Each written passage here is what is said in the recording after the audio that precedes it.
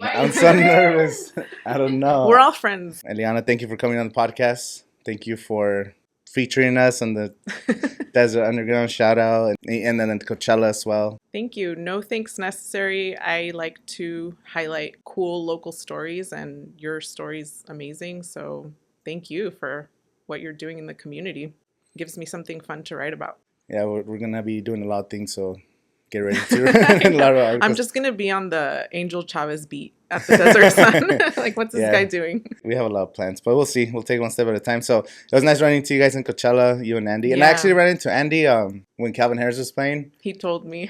I saw like a big white lens like through the crowd. Like I was like, oh, someone with the camera's coming. Yeah. And I always notice these things because I shoot videos and pictures and stuff. And then once he popped up, it was Andy. I was like, hey, what's up? He's like, hey. You saw us, our pictures of us working by Spectra till like midnight that last day. And so he was probably heading there, and he's like, guess who I ran into? I was like, I think it might be one of the locals that we talked to. And he's like, yeah, Angel. So for those people that don't know, you are a beat writer for the Desert Sun? I cover the East Valley for the Desert Sun. And how you guys started with journalism? Like, let's go back to the beginning. Yeah. How and why, or what led you to like, you know what, I want to work in this field, or how that all happened? I think it's interesting because I always say I fell into it. So it starts with just, I guess, it sucks that I hate saying this, but a talent for writing, because I was always excelling in my English classes and my Spanish classes. First, it started as like an extracurricular because I did have it in my mind, I'm going to go to college someday, so I need to, have these extracurriculars. And I started writing for my high school newspaper. And even at my high school newspaper, Santa Maria High School, the editor would tell me, oh, like you write really well. And even like you take really good photos and stuff. But I just took it, I was like, okay, cool. Like it's an extension of me being good at English and whatever. And same thing in college, I joined like NAHJ, the National Association of Hispanic Journalists. And we would have a newsletter, and I would just help out with things like that, always thinking like, oh, this is a nice hobby, and it's a way for me to write outside of English essays, Spanish essays. But then through that association, the NAHJ, they have these things called student projects. And so I applied to them, always thinking like fun hobby, whatever. Yeah. I applied to them, and at the time, they chose 40 students in the country to go to like this journalism boot camp. And so I was lucky enough to be one of those students. And they align it with a conference that they have every year for NHJ or NABJ. It's all these organizations that are journalists of color. Yeah. So ahead of their conferences, we're already there, the student projects, and we're making a paper, we're making broadcasts, we're making radio programming, so that when the people arrive to the conference, they're consuming all the news that we're already reporting a week ahead-ish. So it's in different cities every year, and my year, they did it in Puerto Rico. Oh, wow. So then I get to go to Puerto Rico for free, but like I'm working. And I know that's when it clicked, like I could do this as a job because they assign you a mentor. And so my mentor, not only was she helping me come up with story ideas and, write stories, but she was driving me to meet up with locals that could, like, I know I wrote about that debate that's ongoing forever, should Puerto Rico become a state? Yeah. So that's what I was writing about. And she drove me to find locals. Like we went to libraries and we went to plazas and we went to like a university. And I just felt like, wow, if I was here for fun as a tourist, I would have never talked to these people. I wouldn't have, the excuse to be like, hey, can you talk to me? I know I'm like a random person. So then that was the fun for me, where I was like, if I did this as a job, I'm going to get to talk to so many people with the excuse. It opens the world. Yeah. And I already loved to travel, but I was like, this just like, I felt like I was there for a week. But I got to know so much about Puerto Rico because I got to talk to so many locals that obviously know the island and have lived in the island. So then once that happened, I went back to college, UCLA, and I started anchoring the school news and just like really considering like, okay, this is what I'm going to do with my life. Yeah. So yeah, that's how it And started. and then from there, wait, where was the high school in California? Where was it? Yeah, my high school is same name as the city where I was born and raised, Santa Maria, California, Santa Maria High. Santa Maria High School. Mm-hmm. And then going to what was like the culture shock of getting to Puerto Rico and just like seeing, like, that give you a different perspective of like your own upbringing? Yeah, I guess the culture shock, I don't know if it's the same as culture shock. I think I actually assumed like my Mexican culture was more similar to Puerto Rico's because we're Latinos. Yeah. So maybe the shock there is a little backwards because I actually saw like we're also very different, but which is nice. And like I think that's when I started learning that Spanish isn't the same in every Latin American country. Yeah. Because I always have this memory of one of the students that was doing the projects with us. Several of them were from the island. Like they were Puerto Rican, they were selected. And so one of them was like, oh, have you ever tried piragua before? And I was like, no, what is it? And she's like, I'll just take you. It's kind of a dessert. You'll really like it. It was hot. So she said it was like a cold dessert. Yeah. And so there we are, like we're going on our way to try piragua. And I'm like, oh, like this fun Puerto Rican thing, you know? And then we get there and it's shaved ice. So me being Mexican, I call it un raspado. Yeah. So it was just that, like, oh, we use different words for some of the same things. And so our cultures aren't like, what's become a bigger political conversation is that Latinos are not a monolith. Like, yes, we're very similar and, you know, we share a lot of things, but also there are a lot of differences. So you can't really put us all in a box. Yeah, and they definitely try to put, I think now it's changing, you know, the last, I don't know, 5-6 years. I think with like social media and being exposed to everything is more global. Again, with the, like, I focus on like music. So like even just the music in general, like everyone's trying to make like Latino sounding songs and like the culture and speaking Spanish is a thing. And it's just like, it's so cool that like Latino culture and everything is just, I don't know. It's just like, that's what like mainstream now. Even reggaeton. I remember like when I was in middle school, reggaeton was like popping off with like Don Omar and Daddy Yankee and all that stuff. And then it was always just a fad or whatever, and people used to hate on it. I think people still hate on it, but then it kind of died down, and then like the new generation, the last 6, 7, 8 years, just took it to another level. And the biggest artist in the world is Latino, and even now with Mexican music, Peso Pluma is like crazy. Like it's the culture's insane. He was in Jimmy Fallon the other day. I know. I couldn't believe it. He was all nervous too, like you could tell. But it's like someone's playing regional on Jimmy Fallon. Like what the hell? I know. Even seeing those instruments that are so specific and unique to that type of music, that's what shocked me. And the camera person did a good job of zooming in for the Jimmy Fallon. And I was like, wow, like there's all these instruments that I'm just used to seeing like in Mexico and they're on Jimmy Fallon. Yeah, like just your backyard typical so stuff. It's cool. It's an evolution. And then Coachella, being at the forefront of like, I guess the top of the music industry. A lot of more Latinos over the last few years. I know you got to cover last year Karol G. We'll get into that in a little bit. But so you went to UCLA, and then what was like your first official job that you got with journalism? Do you go right into that? Do you have to do other like side hustles, or what was like the experience? Yeah. The journey has been long. So I graduated in 2011. So it's still like the housing crash. There's no jobs type of thing.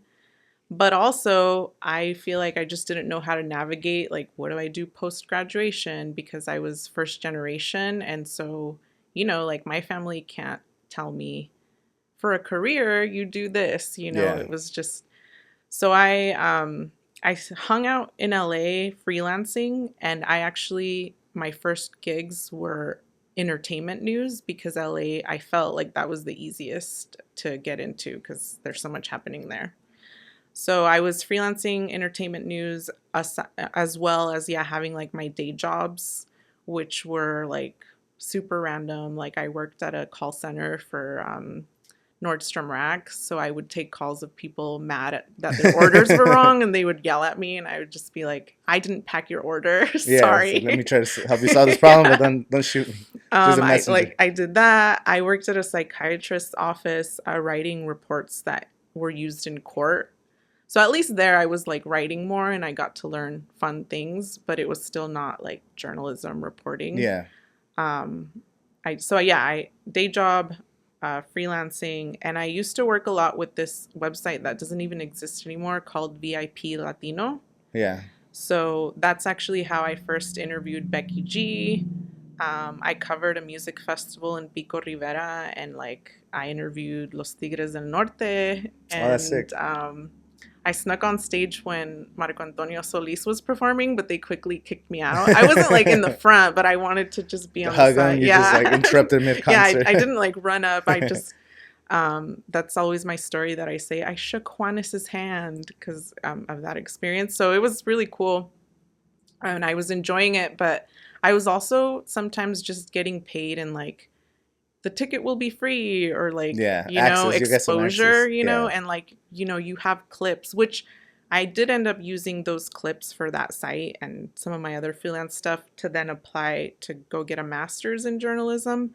So it kind of paid off, but I would never recommend, people get paid in exposure because I was balancing like my day job and then all of that.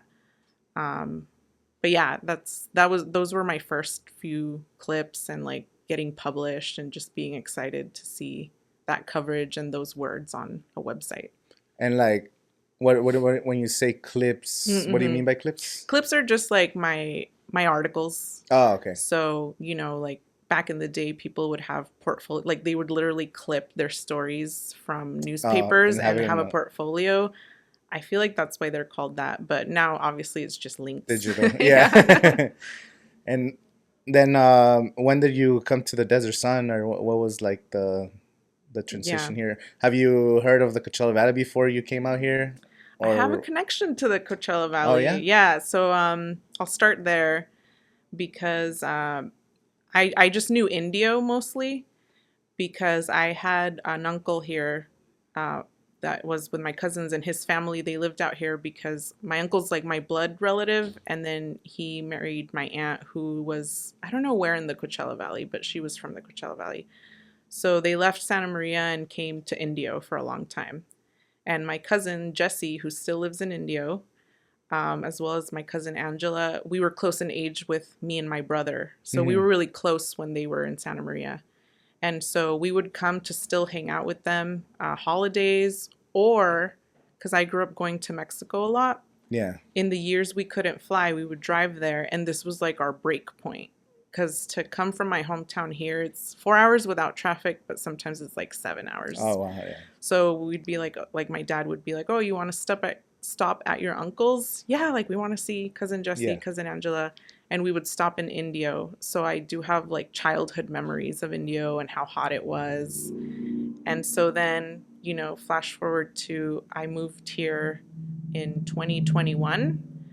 And I had been in the East Coast. So when I moved and I saw the windmills, there was that nostalgia of like, I remember passing by here. Yeah, it's iconic. It's one of the best. Oh, sorry. Cool. Shout out to my brother.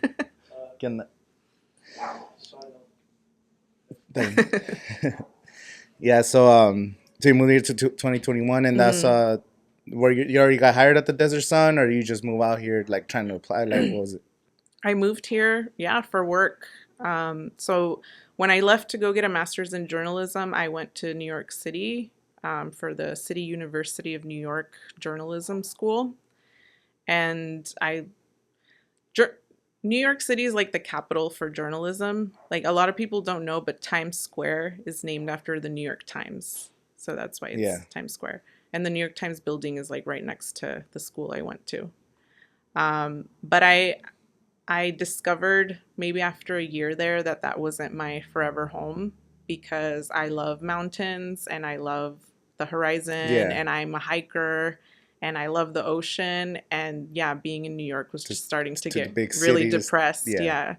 And I was there when COVID hit, so that was like the epicenter. And everything was shut down. Everything was shut down, and I didn't see my family for a little over a year because I didn't want to like fly and risk all that, you know? So then even that was even more like, yeah, I'm not staying here. Like, I'm too far, and I miss California. Like, I miss my parents too, but I feel like I missed California a little bit, you know? So then I started looking at jobs and different publications in different parts. Honestly, I was applying like anywhere from Southern California to Northern California. I just missed California. But to the Desert Sun's credit, before I even applied, I would go online and read the coverage. And I was like, the Desert Sun is doing a really good job for, you know, local journalism. So if I'm going to move back home, I want it to be somewhere where I can continue to learn and grow. And yeah, like this community has a really good paper. So, you know, even before I, you know, now it's stellar, you know, now it's pristine, world renowned. But so yeah, I applied. I actually applied to be for the business reporter position because my master's is in business journalism. I have a dual business and Spanish language. Oh, nice. So I applied to be the business reporter, but I kept talking about things I like to cover in business and the economy, and one big one for me is agriculture. Mm-hmm. So they were like, well, if, you know, you like to write about agriculture, we've also been looking for an East Valley reporter, and they described the East Valley to me because I didn't know it as such. Like I knew Indio. You just knew the valley. But yeah, and I knew some of the cities, but I didn't know like east from west, and that's the whole thing. Like I feel like these last few months, I don't remember, was it, I saw someone post something, mm-hmm. and then the Coachella Valley, yeah, we're cities, but I feel like the Coachella Valley, it's a city. Mm-hmm. I started looking at it barely recently, like the whole thing is a city, mm-hmm. that's our city, you know, Palm Springs to North Shore, whatever. Mm-hmm. I feel like it's just, we're one collective, 400,000 people, instead of breaking it down by like, oh, the India, mm-hmm. yeah, it's too complicated because we're also so interjoined. Like we all know people from all over, you know, mm-hmm. and this valley's kind of small, but it's also like, I was also looking at Salt Lake City, mm-hmm. Utah. We have more people in the Coachella Valley than they do in Salt Lake City, Utah. And I always thought like a big city was like millions of people and shit. And, you know, we're growing, but do you have any advice for anybody that's trying to get into journalism right now? Like how would somebody like start, or like if someone's studying that right now, like what advice would you give to somebody? I mean, it's a really hard time in journalism, but then again, it's a really hard time in a lot of industries. So I wouldn't be like, don't do it. And I feel like part of the reason I like became a journalist is because I do see its role in society, which is holding powerful people accountable. And, you know, like in countries where journalists are in danger and stuff, you see a lot of things going on because there's not someone there kind of watching or asking the tough questions or whatever. And that's not always our role. You know, we get to cover fun stuff too. But my advice would be, depending on how you want to tell these stories, you know, because there's like broadcast journalists, and then there's writers like me, and there's, you know, people that do it through audio, podcasts, radio, whatever.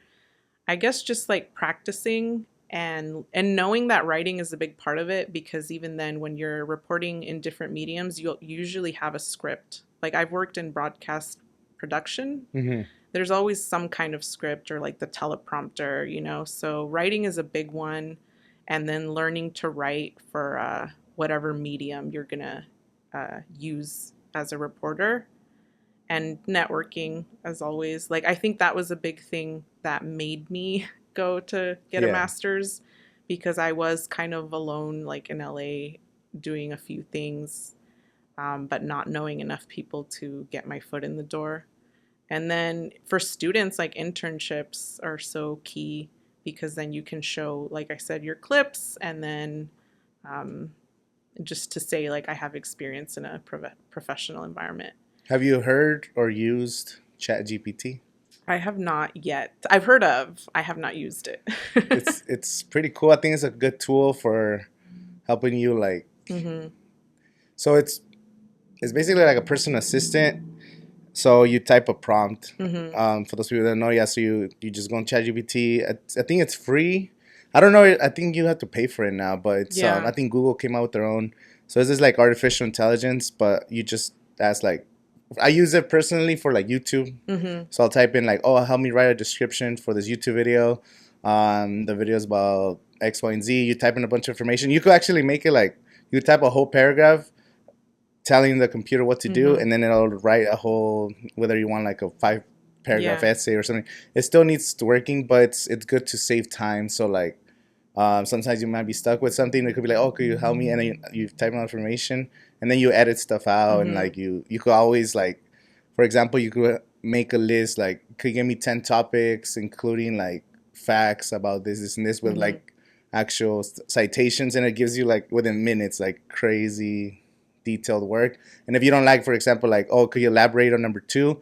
It'll literally, whatever the number 2 thing was, it'll elaborate and create more sentences. Like, it's insane. Yeah. And I feel like for journalism, I think that could be a good way for you to do some of the things that are boring, like the things that you have to type out. Maybe notes, but then I would.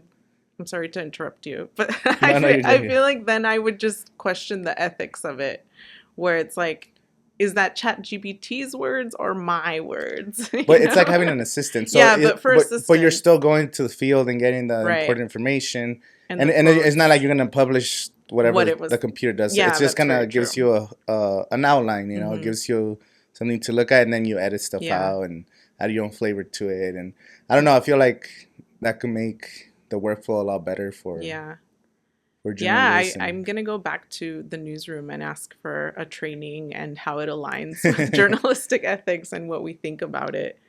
Because there is a fear, I guess, in journalism that AI will take over our jobs. But at the same time, maybe I'm naive, but I don't think that at all, because part of why people like other people's stories, like yours with Desert Underground, is just how we connect. And I just don't see that with AI. Yeah, there's no human interaction. Right. And for example, like, you can't write an article about the Coachella experience, like how you were doing a Coachella story. The computer's not going to be at the festival, you know, or, you know, there's nothing for them to report. So you going there, talking to actual people, and then using that as a tool, not as it's going to take my job type of thing. I think that's, the future's pretty cool with that. And maybe in the future, I was thinking, like, have you seen the movie Her? Yes, I love that movie. That movie's so cool. I watch anything with Joaquin Phoenix. Oh, yeah, like, he's just a good actor. Yeah. They're making another Joker movie. Yeah. With Harley Quinn. Who's Harley Quinn? Lady Gaga or something? Yeah, Lady Gaga. That's going to be crazy. That's going to be fun. But yeah, so anyway, that movie Her, I feel like that's with ChatGPT. If you combine it with like Alexa or Siri or one of those voice. And I never use them because they always like, they never understand me. Yeah. Until like I have too much of a Mexican accent or something. I don't know. Yeah, I do laugh at sometimes like the street names in Spanish that Siri will say. I'm like, what are you saying? Oh, this is in Spanish. That's what you're trying to say. Or like Peso Pluma. That was Jimmy Fallon yesterday. Peso Pluma. Yeah. It's part of it. But how's when did you start covering Coachella? Was it 2022? You got here 2021. There was no Coachella until 2022. So last year you got to interview Carol G. Yes. You told me about that. And have you ever gone or heard of Coachella before you actually got to cover it? Oh, yeah, absolutely. Because I'm a big music fan, and I've gone to not a lot, but like I've gone to Lollapalooza in Chicago because I just happened to be there in the summer one year. Yeah. So I'm a music festival person, but I actually never thought I would get to go to Coachella. So I lived in LA for about 10 years, and I even noticed how LA turns into a bit of a ghost town in those weekends in April. So I was like, man, everybody's at Coachella, and I would stream it, but I just had accepted that I was never going to go to Coachella because to stay out here is always so expensive. Not even the Coachella tickets themselves, but the stay. The travel, you know, like $800 a night type of thing. I was like, I'm not going to pay that, you know? Yeah. So not for me. And I didn't know like people out here to like, you know, crash with or something or stay. And yeah, then I like got a job, and I'm the East Valley reporter, and that festival happens in the East Valley. I'm definitely gonna go, you know. And It's like, I want to so report in this yeah, thing that's happening in April. yeah, in India of all places. So yeah, last year was my first Coachella that like I said, I never thought I would get to go. And it is different going for work, but nonetheless, Yeah. I get it now. I've been there. And you got to interview, how was like meeting Karol G? Yeah. And so it's funny because the Karol G thing, it's only in retrospect that I'm like, man, that was huge. Yeah, she's like the one Yeah. next biggest global superstar. During I get excited for access because I'm like, I get to ask all these questions. Yeah. I'm not like a fan. Yeah. Even though you're Yeah. girling too, but you know this. Yeah. So meeting Karol G was awesome because she was super friendly. Like it really was. I said hello, and I'm always wary of like, is there gonna be not diva behavior, but is there gonna be a limit to what I can ask or how much time? And there was none of that with her. Like, and I had already said like, I want to talk about Latina representation and your music and being on the main stage this year. So she knew that. But I was already kind of waiting, like, okay, you have, 20 minutes or whatever, but there was none of that. And she like hugged me and we just sat, like I recorded the interview on my phone like I do with anybody else. So yeah, she was really great, and she ended up being, I already knew she would be a good source for what I wanted to talk about, but I interviewed her a day before weekend 2. So by then she had already done that medley of and so I was like, well, this is great because she's representing, and I didn't know she was going to do that. So now we can talk about that and why she, sang all those songs with those Latino legends. So yeah. And yeah, that's so that was one of my favorite moments last year, and I became a fan of her too. I didn't really know her. I knew her music a little bit, but sometimes when you just see it live, it's just like, wow, absolutely. like superstar. Yeah. I saw you made an article recently. Well, actually, before we get into that, man, I'm just jumping. But how was your experience once you actually went to Coachella last year versus what you had seen on the live stream, or expectations or things you heard, Yeah. How was it actually being in the festival, the actual walking and seeing the people and the production and just the entire vibe? So when I went for the first time, having gone to other music festivals in different states, my big thing was like, this is so organized, because I had experiences before where like I went to Governor's Ball in New York City, and there was one of the days where it got rained out, and I understand, weather Can't control the weather. Like, but it was so we were waiting for the Strokes, and some guy just came out and said like, the weather is, about to get really bad, thunderstorms. He didn't even say it's not safe. He just said, everybody leave. What the hell? And it wasn't even like, we're sorry, or an explanation of the danger of the weather. And also, if it was so dangerous, he literally like invited a herd of people to walk the same direction. And then it did start thundering and all that. But I've been to that. That was a mess. And then another festival one time, they made people the first day throw out their water bottles. So what a waste of water.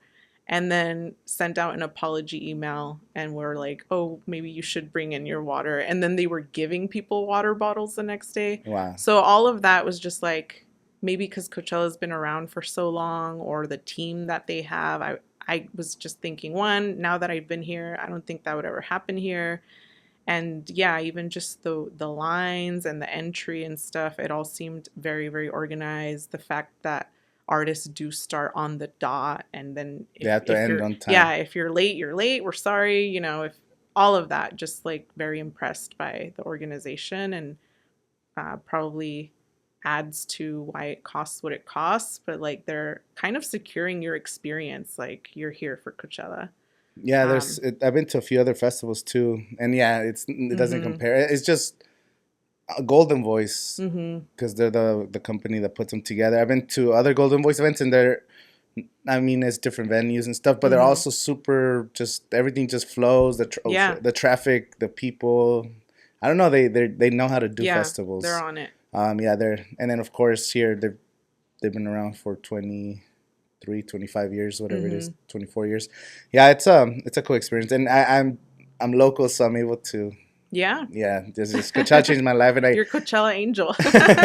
I try to get people. I'm like, you guys gotta go to Coachella, bro. You live down the street, like, and then a few people that I've gone, like, I didn't convince them, but like just by me posting about it so much, they're like, man, this is life changing. This is incredible. Like motivation, like just seeing people. I get inspired by the people. Like I always think it's like an energy. It was like when like everyone's singing around you, and it's just crazy. Or like the vibrations on the ground with the bass. Right.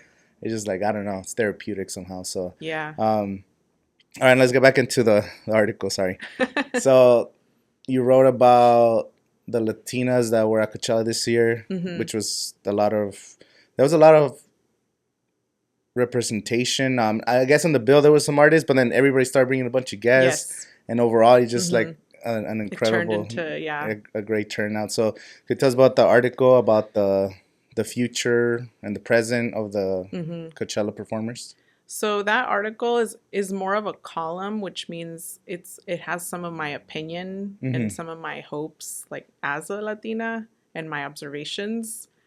And I just focused on the Latinas I saw there, while also highlighting that technically Golden Voice, or this Coachella, almost had half the Latino performers it had last year. But like you said, by inviting some of those Latinos, we got to see more, because they're bringing, their people, or, more Latinos.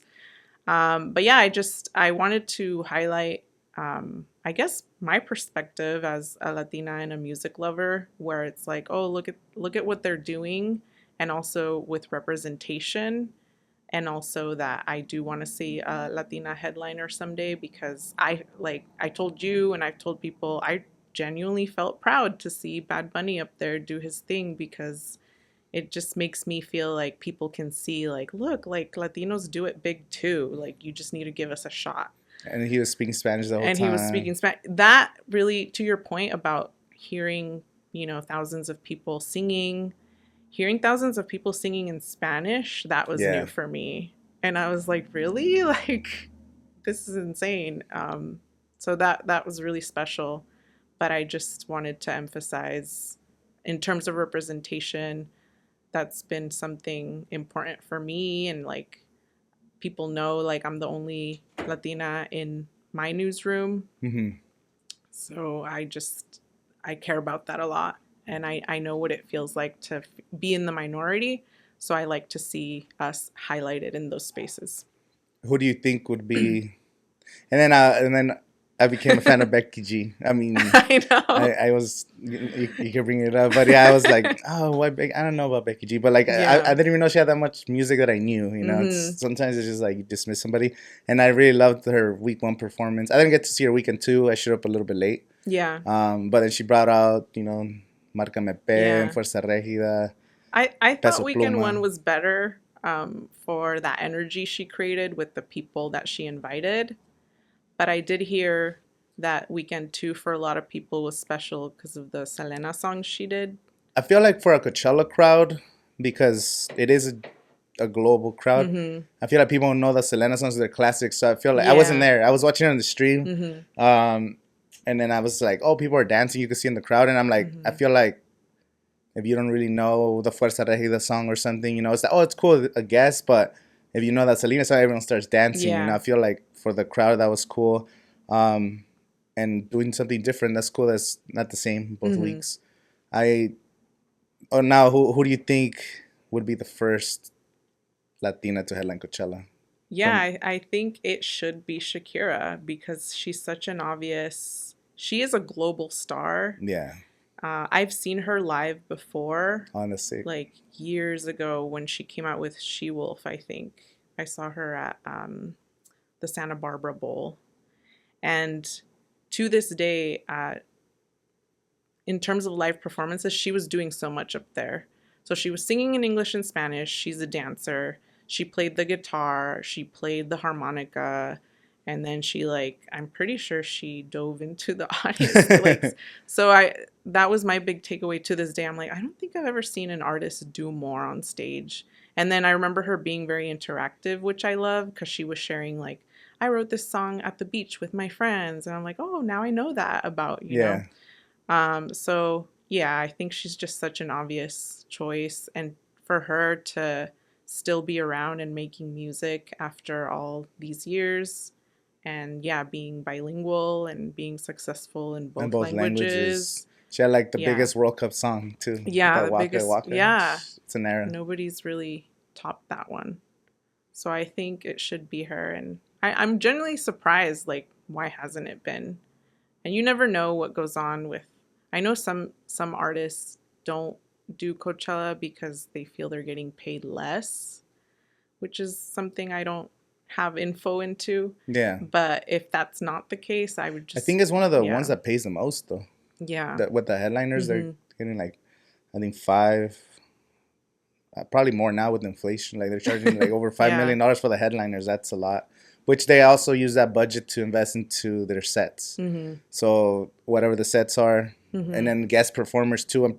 Yes, they invite their friends, but I think they still have to kind of help pay for all the travel and having all this stuff. True. So there's been cases of artists paying more for the stage and the production than what they got paid in order to put the performance on, because they want to make a splash. You know, it's being streamed to millions of people. I don't know if it's accurate, but someone commented on one of my videos. They said Blackpink had like 225 million people watching their live stream. Yeah, I believe that. 200 million people watching the live stream. Like Coachella with the YouTube is just such a, like you said, everything, we're in LA or everybody like focuses on this. It's such a global, and I think Shakira would be the number one for, that just makes more sense. Yeah, it's just so obvious. Karol G too, but I feel like if she drops like a new album and then performs or something.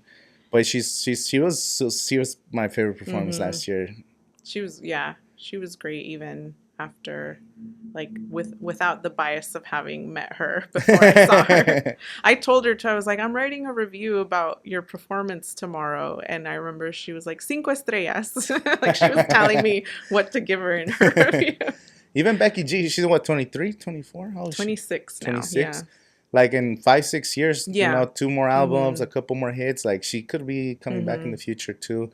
There's I don't know, up and coming artists. I don't know. Yeah, but I like Kali Uchis too. In a few years, just because she does music very organically bilingual. Yeah. So she speaks to those audiences already.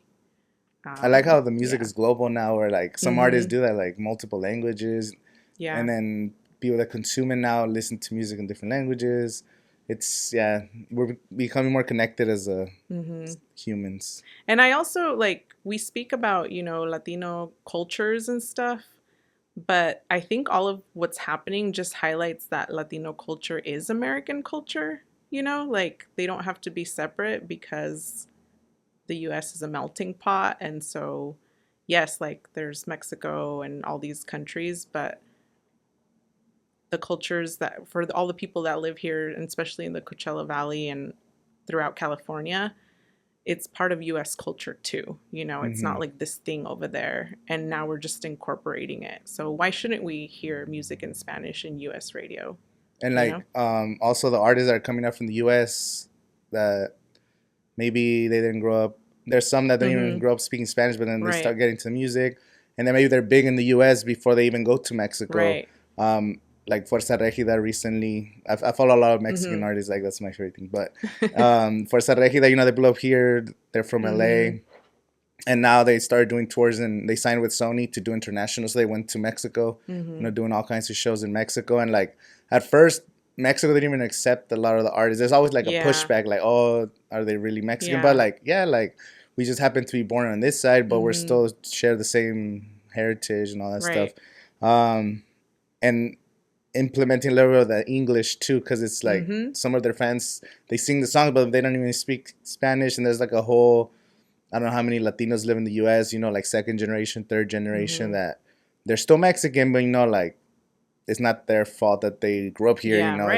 But music, I think, is coming together to kind of just melt everything into a big pot. And that's a good point, because I think if you think about, people moving from different countries here, I guess we are at a point where the young people, or those generations, have now been born here, but they're still like keeping in touch with their cultures from, their parents' countries, or, where their parents were born. I'm trying to get a press pass next year. I think Adam he was like, oh, can we, like, do we go to you? I think he wanted to see the president, and I was like, the president is boring for pictures. Like, you're not missing it. It's just tables and Wi-Fi and snacks and a fan. I have videos of behind the scenes. I haven't posted them. When you were doing the article for Desert Underground, I actually have a clip of when you asked, is this like the anti-Coachella? Oh, yeah. I have all kinds of stuff. There's so much footage I haven't posted, but we'll get into that. So how's Coachella how's Coachella as a journalist? As a journalist, I do like to stress it's so different, because even before I went to Ulta to pick up Coachella makeup and got to talking about Coachella with someone at the counter. And, I told her, like, oh, I'm a local reporter and I am going to go for work. And immediately she's like, so you get to go for free? And I'm like, for free, but like for work, you know, because it is work. So, yeah, you'll go watch a set. And if you're reviewing it, or you just want to write about things specific to that artist, you're taking notes. So I have had people ask me, why are you taking notes? Either on my phone or like a pen and a pad. And I'll be like, oh, I'm a reporter. Or sometimes I just wear my press badge so that people kind of know, like, she's here working. Not a big deal. Yeah, she's here working, not like a weirdo, taking notes. And it's a lot of... I take notes sometimes too. It's a lot of... Like, I get these thoughts. Like, I'm watching the show and I'm like, I get lost in my own head, and then I'm like, oh shit, I should do this and this. And I pull out my notes tab and I'm all taking notes, because it's like... You'll forget. You always forget if you don't write it down. So, I mean... You get it. I get it. Yeah. Yeah, so taking notes, and then talking to people. Like, sometimes I would not be offended if somebody was like, F off, like, I'm trying to watch the show. But it was really cool because I watched Los Fabulosos Cadillacs. Nice. And I saw this girl jumping up and down with a Fabulosos Cadillacs t-shirt. So I was like, oh, she's a fan. So I very quickly, I always start with soy reportera, just so like, I'm not just a weirdo bugging you. Yeah. So I was like, soy reportera, te puedo preguntar por qué estás aquí hoy? And she's like, oh, I just love them. And like, she was like flashing her tea and stuff. And then I was like, ¿De dónde viajaste para ver a los Fabulosos Cadillacs? And she came from Mexico. Oh, wow. And she even let me take a picture of her.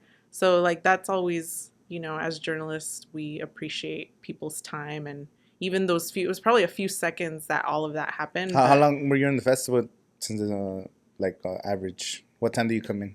Yeah, pretty much open to close every day. 12 hours straight. Mm-hmm.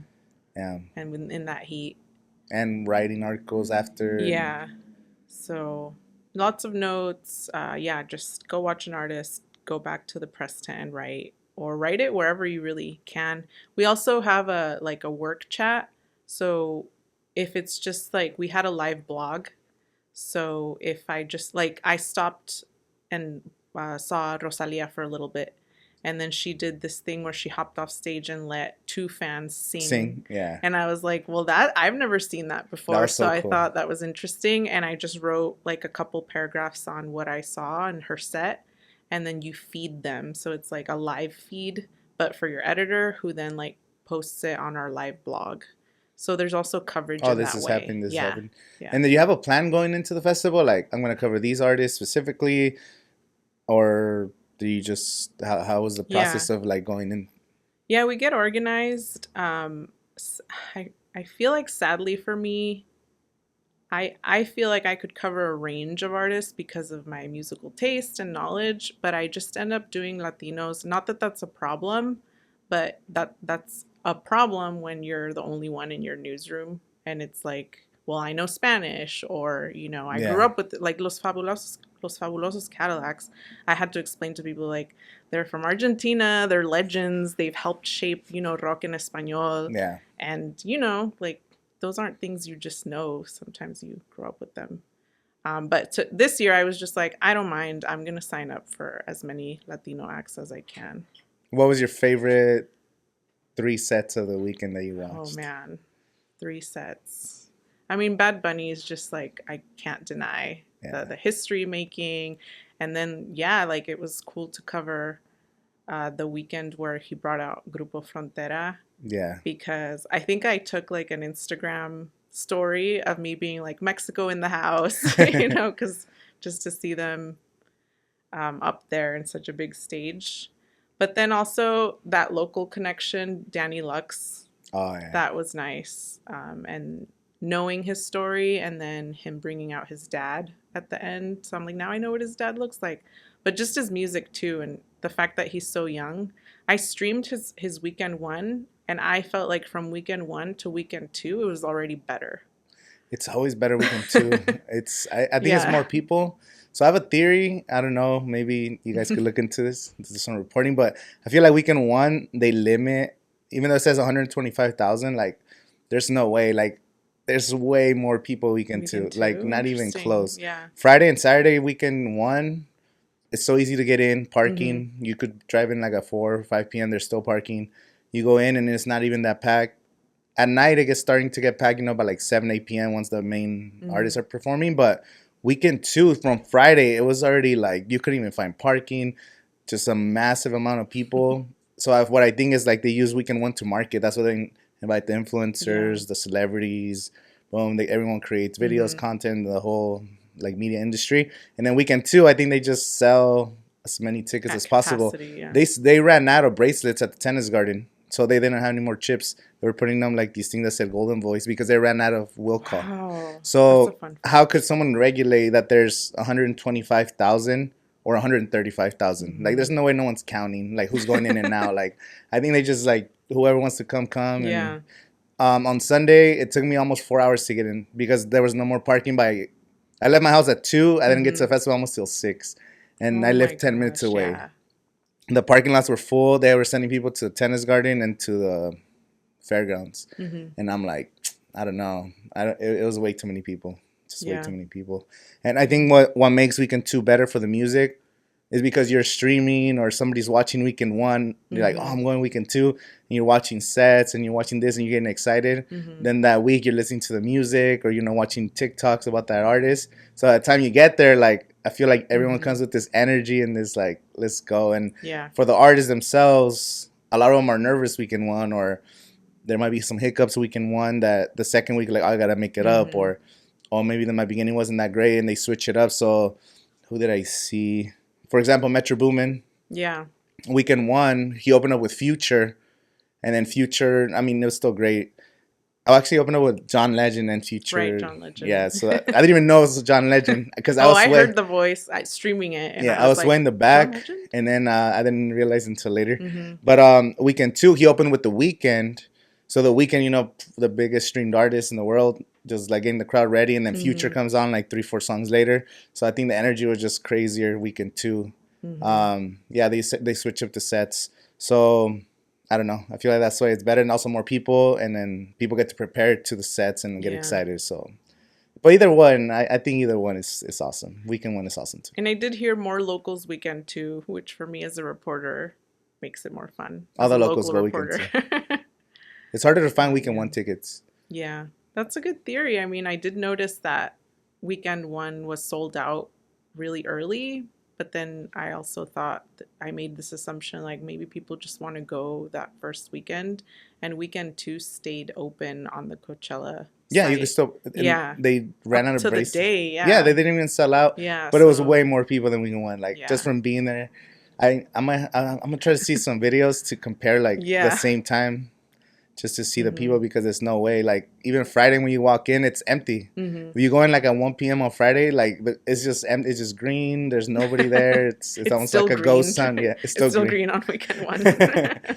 Yeah, weekend 2 is super dusty. Yeah. On Sunday it's like just dying. But so your 3 favorite sets you still haven't finished. I know. I was thinking of the third one. So Bad Bunny, Danny Lux, and that I saw, probably the third one is Scaliucci's, just because I had never seen her live, Which I am getting to a point in life that I feel very privileged. At this point, I'm seeing people like for the second or third time, which is really nice. But I had not seen Caliuchis, and I just thought her live vocals were impressive. And yeah, I love how she's Latina, but she's not like throwing it in your face. Like she just is. She sings in English, like, and yeah, her vocals, her set, I called it ethereal. Like I just thought it was very heavenly, and she had like these wings and stuff for like a reveal of her in one of the sets. So anyway, I really liked her. But one that I didn't get to catch just because I was so tired, so I streamed it from the press tent, that now I regret, was Labyrinth because of this Zendaya. I know. And I'm just like, Zendaya, I feel like singers are more accessible than actors because you can buy a ticket to go to a concert, but how do you see actors? She's a singer too. Yeah. But I'm like, I will probably never see Zendaya, and that was my shot to see her live. It was the first time performing in 7 years. Yeah. I didn't get to see it either. I was watching and they sounded great. So. The hologram show, Eric Pride's hologram show. Mm-hmm. It was right there by the outdoor. Did you get to catch that a little bit? No. It was pretty crazy. Yeah. And then this guy was, because the hologram was like it was like a bunch of layers of cameras. I don't know how that works. But this dude was DJing in the middle of the whole hologram. So whenever the show would like stop, the lights would stop, you see him DJing like the music in the middle of that. I'm like, I wonder what it looks like from his perspective, just being in the middle of that. And then I was there, and then I was like, I gotta go see Labyrinth. By the time I checked the time, and we were way in the front of the outdoor theater. By the time I walked to the Mojave through the crowd, because it was a sea of people, and then I got there on the last song of Labyrinth, and I missed the whole thing, and I was like, damn, that sucks. But it's like, just enjoy what you were able to see. You're not gonna see everything. There's always gonna be FOMO because you're watching somebody on this stage and someone in the outdoor theater is doing something, someone in the Sahara is doing something. Those little stages with the Gobi and the Mojave. I saw Eladio Carrion. Yes, I saw him too. That was cool. He brought Noel. To what we were talking about, you know, like American culture being Latino culture or vice versa. He's a good reflection of that too, because I actually didn't know much about him. I just knew he's Puerto Rican, but he's U.S. born. Mm-hmm. So then, like, I knew he spoke English, but I didn't know he wouldn't have an accent. And especially because most of his music, or all of his music, is in Spanish. Yeah. So I learned a little bit about. I did some research on him too. Yeah. I didn't know his music like that either, but my friend, I have a couple of friends that were like, "Oh, check this guy out. He's good. He's good." Yeah. I didn't get to see him week 1, and then I was like, I gotta see him weekend 2. He was born, I think, in Kansas City, and then he was a part of the U.S. Olympic team. He was trying out for the U.S. Olympic swim team. So he was a swimmer, and his dad was in the military, so they moved to Puerto Rico when he was young. But he was trying to, I don't know if he made the Olympics or he was he was gonna be a swimmer and stuff. And then years later, became an artist and stuff. So, yeah, that's someone that's like, that culture is just so blended. Yeah. And I liked his and Anuel's chemistry on stage. That was fun to watch. And then since I'm looking out, like, I saw people's jaws drop when Anuel came out. Yeah. And I'm like, oh, people are digging this. Like, they're excited. I was like, damn, imagine it brings out Bad Bunny. I know. People were, for their song. But I think Bad Bunny was tapped out. Yeah, Bad Bunny was my favorite set that I watched all 2 weeks. Yeah. My favorite set. Weekend 2. I saw him weekend 1, but I didn't really see him up close, and the energy weekend 2 was, I don't know, it was just because we got a lot closer to the front, and then we had a moment where he passed right by us, and like, magical. We made eye contact, dude. It was crazy. Like, I still can't believe it. That's a great story. Like just making eye contact. I made eye contact, and then he hit my GoPro, and I have the video. I haven't posted that video because Brian was recording with one camera, and I had the other camera, and I had a GoPro stick, so I literally pointed right at him, so he saw me like go in his face, and then he made eye contact, and then he hits the camera. You're lucky he didn't throw it like the phones. Yeah, but I mean, I wasn't like in his face, but it was just like, that just made my whole experience. See that story? That's how I am when people ask me about Karol G, which I should mention too. I always just mention I was sitting like this, like kind of next to her, and she playfully like touched my knee. To be like, oh yeah, or something, and I always say like, Karol G touched my knee. That's crazy. So yeah, and people would be like, where? And I'll be like, right here. So now you can say I made eye contact with Bad Bunny. It was just surreal, and then that whole performance was surreal, and like all the guests that he brought, Grupo Frontera moment, I know, that Jay was so special. Cortez or Jayco, whatever he goes by now. I love Jayco, like his music, and they were really good. Their songs together were probably some of my favorite. They're some of the best songs. And Arcangel too was. Oh, that was a cool. fun song too. He brought him out, and then he did that like. Who was it? He brought on when he did like the old school reggaeton and they had the car. I don't know who that was. Yeah. The old school. It was what's that guy? Joel and Randy. They're like a duo. Mm-hmm. And I forget the other person. But it's interesting because when I remember reggaeton getting popular, it was like my college years, and I remember. I always remember like college parties with reggaeton. Yeah. That's how I associate older reggaeton music. And then there were all these duos back in the day, like Joel and Randy, and then Winston and Yandel, and Angel y Chris. So there used to be a lot of duos. Reggaeton duos. So that was one of them that he brought out. Yeah, it was Ñengo Flow, I think. Ñengo Flow? I don't know. I forget. Yeah, I'm not. I don't know that much reggaeton. Like, even now, like after seeing Bad Bunny and everything, mm-hmm. like I just like I've been listening to Eladio, I've been listening to Bad Bunny like nonstop, and sometimes you watch these artists live, and that's like now you start getting more into the music, and mm-hmm. it's kind of sad. It happens every year at Coachella, like for example, Kali Uchis. Like I feel like every time you listen to her now, you're probably thinking about the performance, and then like 6 months from now, you're gonna like her music so much, and you're like, damn, I wish I knew this the way I know the music now when I watched them live. Sing, you know? It's part of the trade. But that's probably why for them, the artists that do spend more on their stage than what they get paid, they know, now we're obsessed and we're gonna stream and buy merch. Concert, What do you think? Okay, let's do an early 2024 predictions. Yeah, I do have some actually. What artists?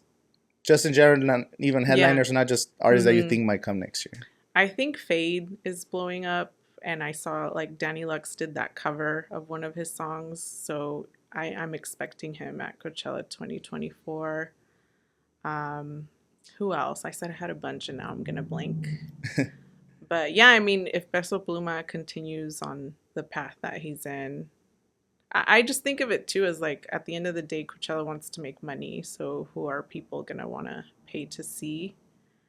Those are two big ones that stick out. Obviously more like regional Mexican. Like maybe we'll see old school, that maybe before they wouldn't be at Coachella, but now they started seeing that. Well, we had 2018 was Los Angeles Azules came out. 2018, then 2019 was Tucanes, and then nothing for 2 years. They got canceled twice, and then 2022 we had a bunch of artists. 2022, this year it was like, I was expecting Junior H or Fuerza Regidas, things like that, because you had Nathaniel Cano the year before. Yeah, and then I was like, wow, they didn't bring nobody out, but then Becky G brought them all out. Becky G made up for it. She made up for it, but then I was like, okay, now next year. Fuerza Regida, I think, is going to come next year, and Peso Pluma. Both of those are going to be... It died? Yeah. Did it die or just turned off? Oh, it's just off. It gets tired, too. Yeah. It overheats, yeah. Does it feel hot? Yeah. Just change the battery.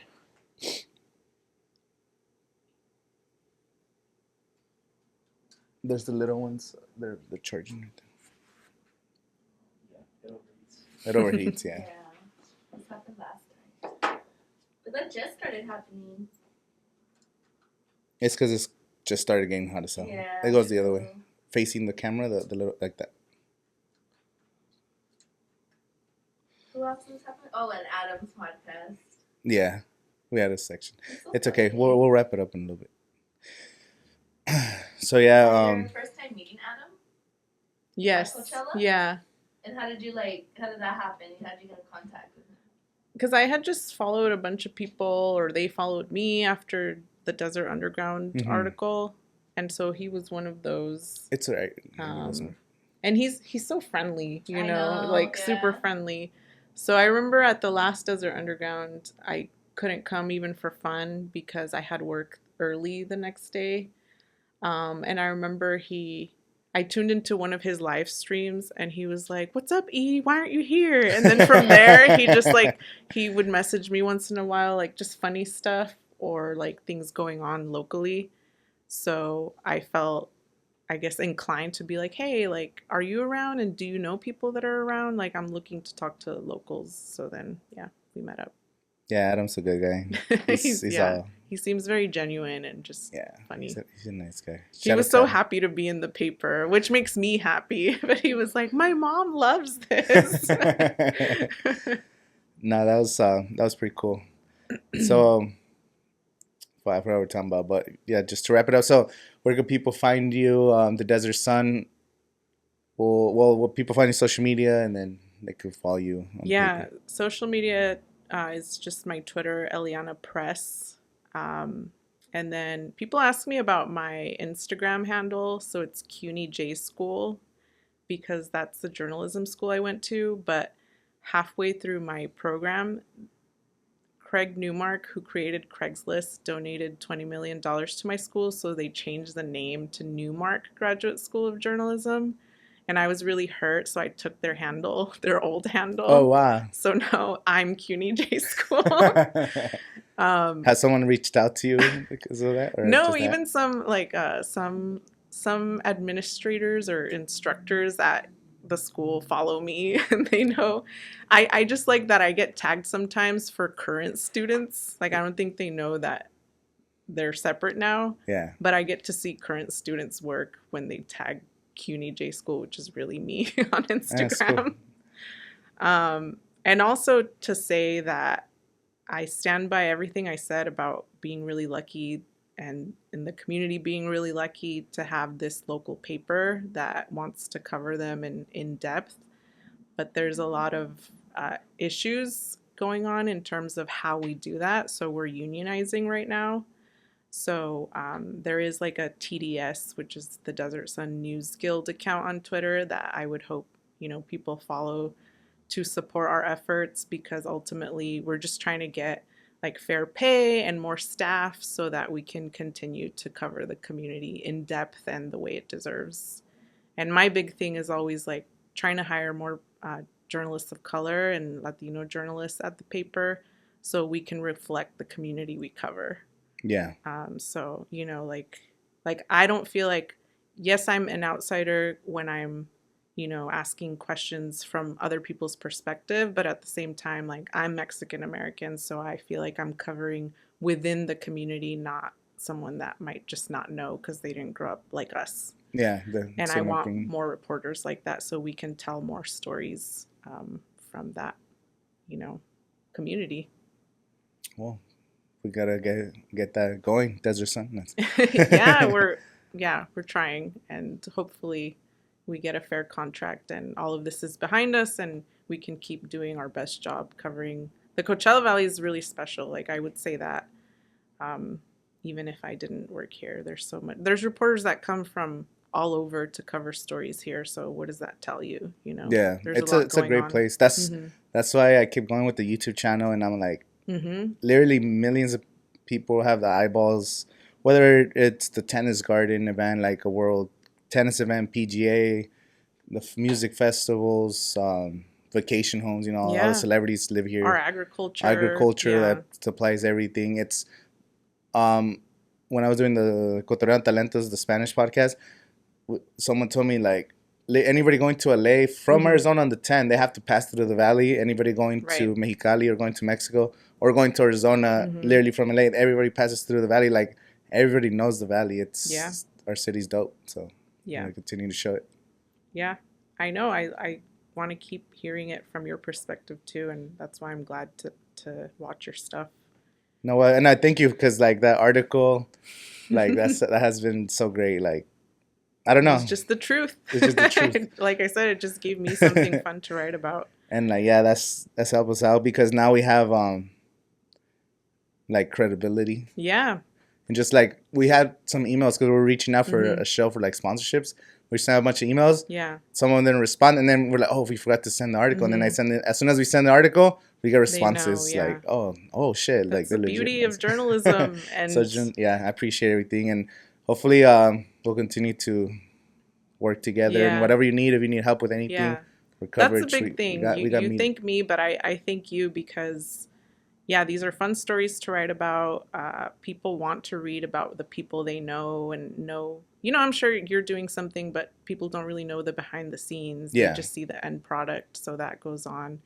And my hope is like local journalism is so special because it's more like honed in, the community. But then watch, like one day you're at a bigger venue or something. Like I would want to see you in like Rolling Stone or something, and then I get to say, well, I wrote about some of the first desert undergrounds, So that's like the badge for local reporters. Like I knew about it first. It's like everyone starts somewhere. So we'll see where we'll go, but we'll continue to work together. I'm sure. Yeah.